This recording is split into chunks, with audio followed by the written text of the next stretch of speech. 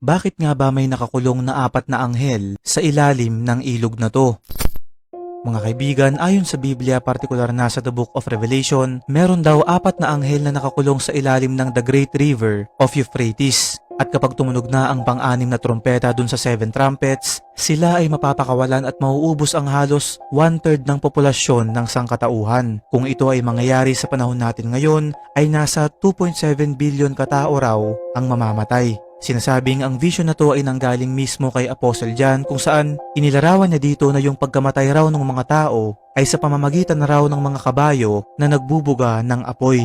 Ayon sa ilang interpretation ng mga Bible scholars, posible raw na ang tinutukoy niya dito sa kanyang vision ay ang mga tangke ng mga sundalo na kapag ginamit sa digmaang pandaigdig ay marami ang mapapahamak. Siyempre, noong panahon ni San Juan Apostol ay wala pang ganitong klaseng teknolohiya. Kaya naman ang pagkakalarawan niya dun sa kanyang nakita ay kabayo na nagbubuga ng apoy dahil hindi niya pa naman alam na sa panahon natin ngayon ay mag-e-exist ang ganitong klaseng kagamitan. Ayon pa sa ilan ay maaari daw na papalapit na tayo sa pangyayaring to, lalo pa ngayon na napakagulo ng ating mundo.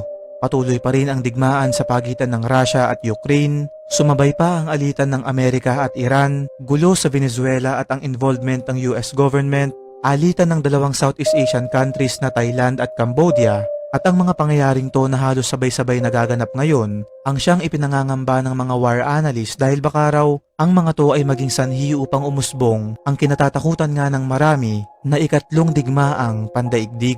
Ikaw kaibigan, sa tingin mo ba ay malapit nang tumunog yung pang-anim na trompeta?